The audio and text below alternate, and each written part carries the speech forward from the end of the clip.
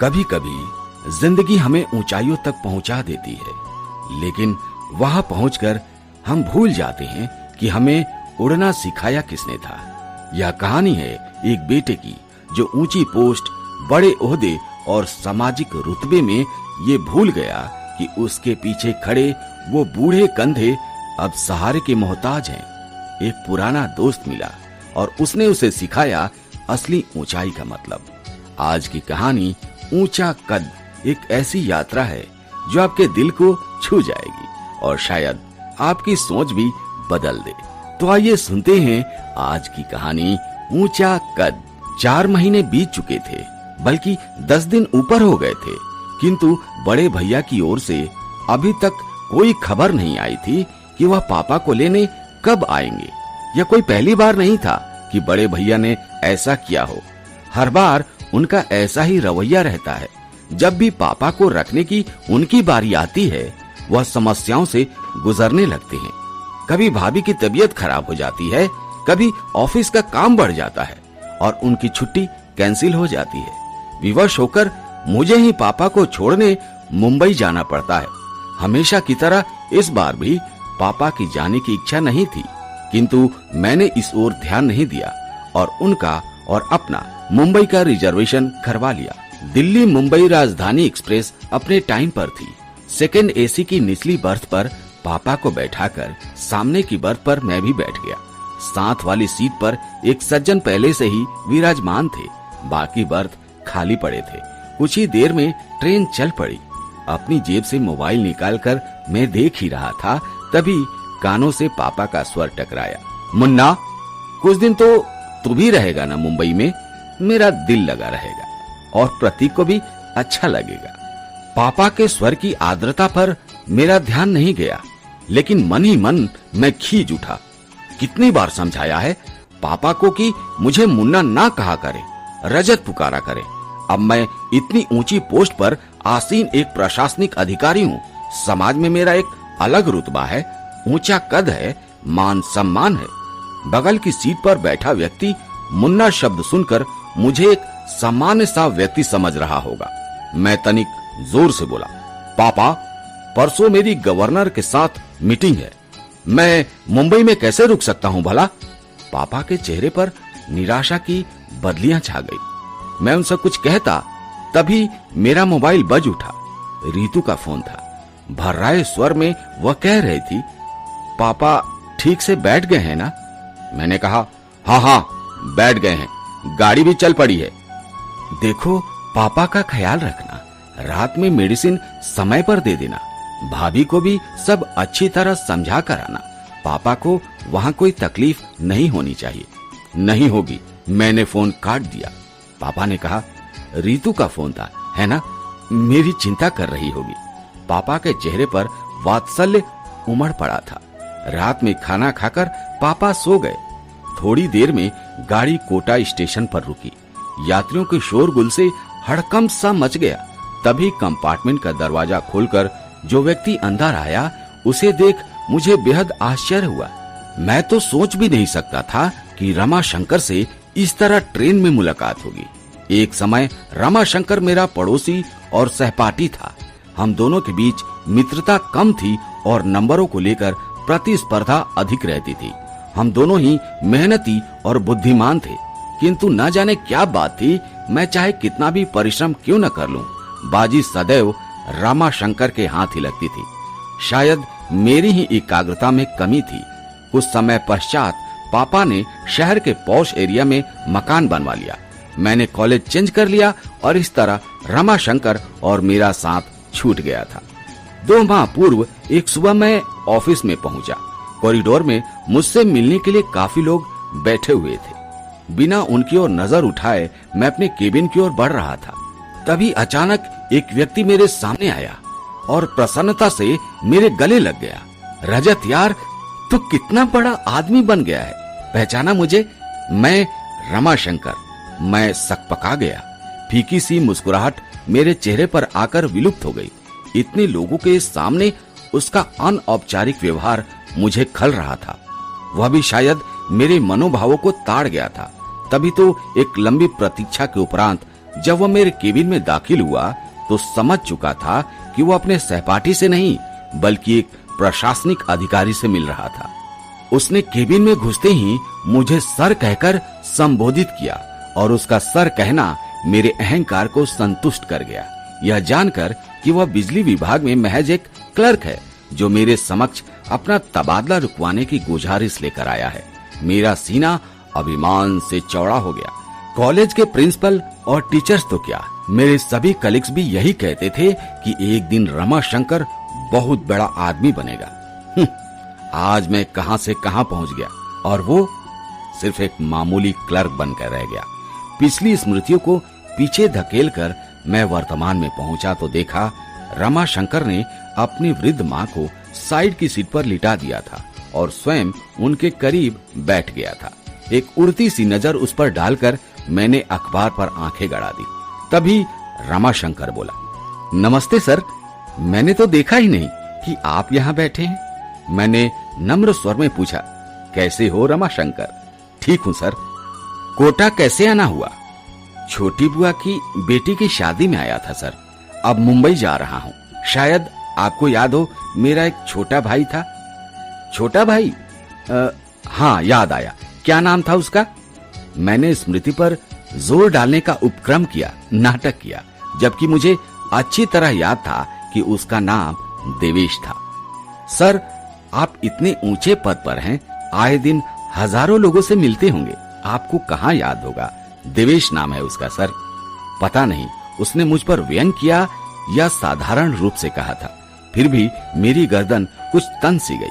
उस पर एहसान सा लादते हुए मैं बोला, देखो रमाशंकर, यह मेरा ऑफिस नहीं है, इसलिए सर कहना बंद करो और मुझे मेरे नाम से पुकारो। हाँ तो तुम क्या बात कर रहे थे? देवेश मुंबई में है ना?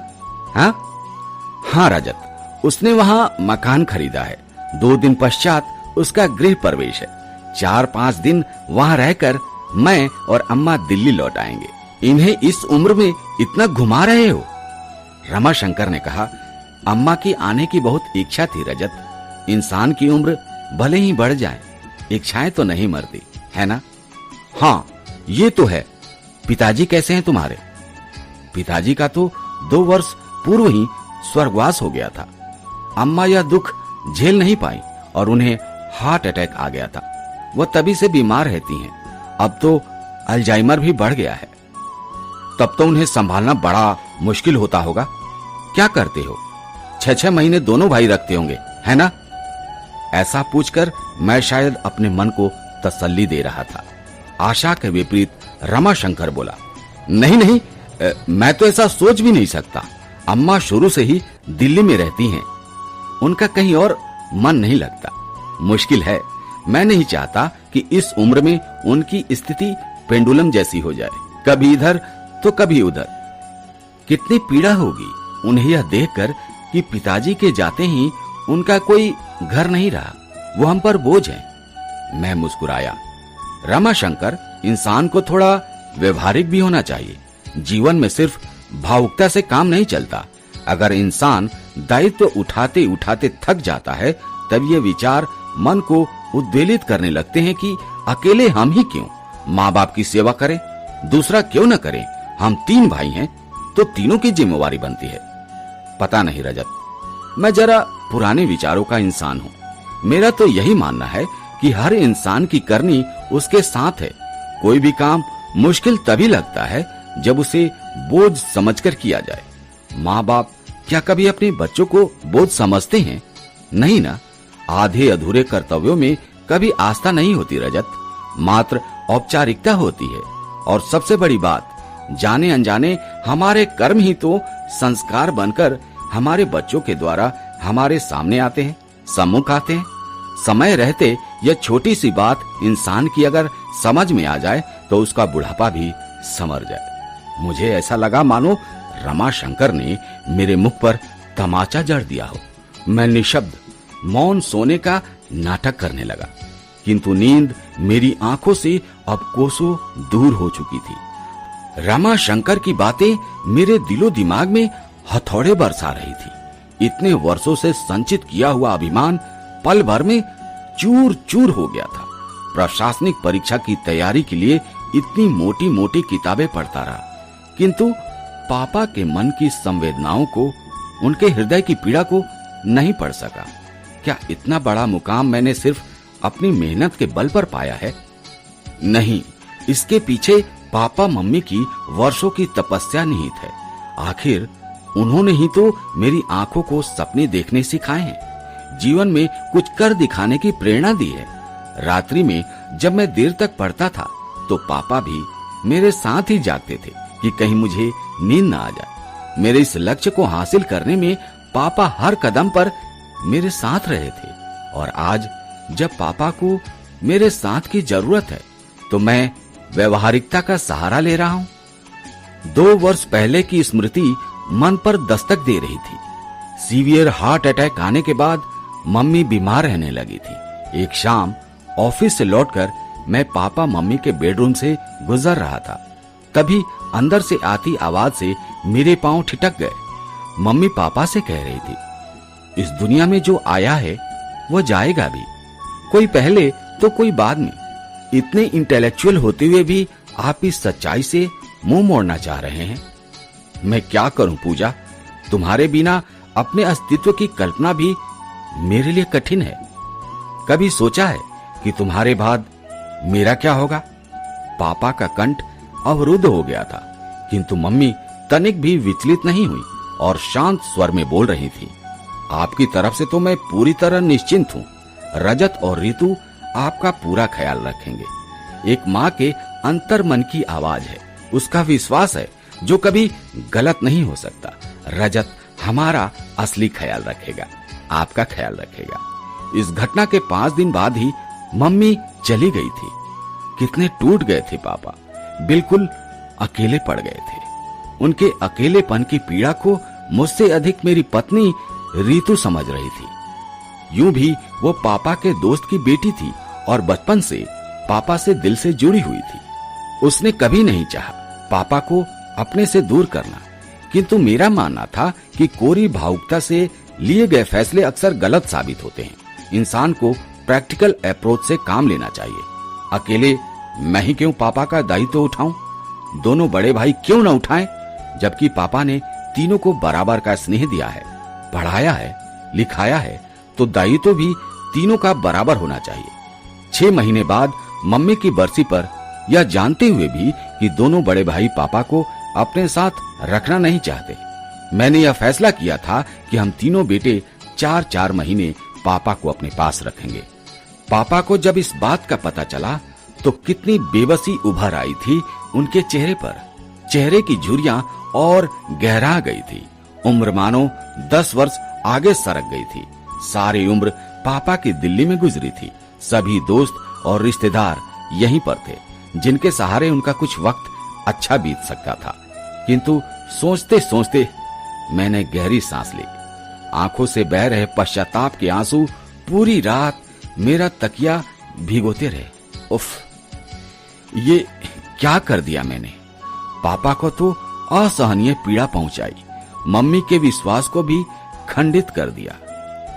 आज वह जहां कहीं भी होंगी, पापा की स्थिति पर उनकी आत्मा कलप रही होगी, बड़ी दुखी होंगी। क्या वो कभी मुझे क्षमा कर पाएंगी?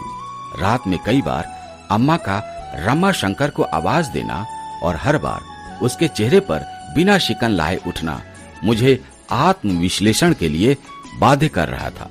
उसे देख मुझे एहसास हो रहा था कि इंसानियत और बड़प्पन हैसियत की मोहताज नहीं होती, वो तो दिल में होती है। अचानक मुझे एहसास हुआ मेरे और रमा शंकर के बीच आज भी प्रतिस्पर्धा जारी है। इंसानियत की प्रतिस्पर्धा, जिसमें आज भी वह मुझसे बाजी मार ले गया। पद भले ही मेरा बड़ा था, किंतु रमा शंकर का कद मुझसे बहुत ऊंचा था। गाड़ी मुंबई सेंट्रल पर रुकी तो मैं रमा शंकर के करीब पहुंचा। उसके दोनों हाथ थामकर मैं भावुक स्वर में बोला, रमा शंकर मेरे दोस्त, चलता हूं। यह सफर सारी जिंदगी मुझे याद रहेगा। कहने के साथ ही मैंने उसे गले लगा लिया। आश्चर्यचकित खुशी से वह मुझे देख रहा था। मैं बोला, वादा करो रमा शंकर, अपनी फैमिली को लेकर मेरे घर अवश्य आओगे। उसने कहा, आऊंगा, क्यों नहीं, आखिर इतने वर्षों बाद मुझे मेरा दोस्त मिला है। खुशी से उसकी आवाज कांप रही थी। अटैची उठाए पापा के साथ मैं नीचे उतर गया। स्टेशन के बाहर मैंने टैक्सी पकड़ी और ड्राइवर से एयरपोर्ट चलने को कहा। पापा हैरान थे। वो हैरानी में बोले, एयरपोर्ट? एयरपोर्ट क्यों? भावुक होकर मैं पापा के गले लग गया और रोंदे कंठ से बोला, पापा मुझे माफ कर दीजिए, हम वापस दिल्ली जा रहे हैं। अब आप हमेशा वहीं अपने घर में रहेंगे। पापा की आंखें नम हो उठी थी, चेहरा खुशी से खिल उठा था। जुग जुग जियो मेरे बच्चे, वह बुदबुदाए। कुछ पल के लिए उन्होंने अपनी आंखें बंद कर ली, फिर चेहरा उठाकर आकाश की ओर देखा। मुझे ऐसा लग रहा था कि मानो वो मम्मी से कह रहे हों, देर से ही सही तुम्हारा विश्वास सही निकला। कभी कभी किसी और को देखकर हमें खुद को पहचानने का मौका मिलता है, और जब हम पहचान जाते हैं तो बदलाव भी मुमकिन हो जाता है। रजत और रमा शंकर की ये कहानी सिर्फ दो किरदारों की नहीं है, बल्कि ये हम सबकी कहानी है। सोचिए, आप किस राह पर हैं, रजत की या रमा शंकर की? अगर ये कहानी आपके दिल को छू गई हो तो लाइक करें, कमेंट करें और सब्सक्राइब करें हमारे चैनल को, क्योंकि कहानियां सिर्फ सुनी नहीं जाती, जी जाती हैं, उसे जिया जाता है। मिलते हैं अगली कहानी में एक और एहसास, एक और जिंदगी से जुड़ी सच्चाई के साथ। तब तक के लिए जय हिंद, जय महादेव।